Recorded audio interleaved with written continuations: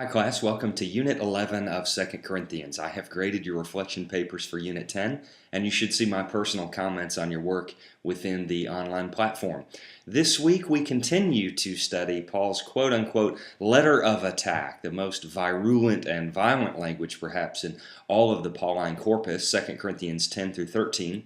Last week we looked at chapter 10 and particularly some of Paul's attack language there, but this week the fire heats up in chapters 11 through 13 as we look at Paul's specific accusations of his opponents, whom he calls both the super apostles and false apostles. And so many questions emerge from this text, not the least of which are those the same group of people or different group of people.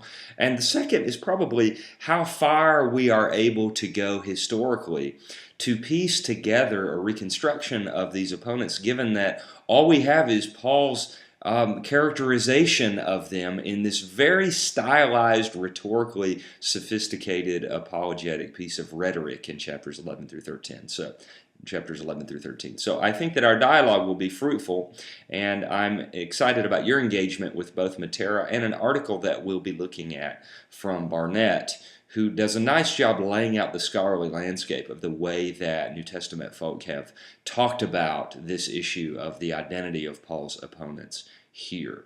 We've seen that 2 Corinthians has kind of laid the groundwork along the way. There have been evidences for these opponents and the kinds of criticisms that they were laying out against Paul.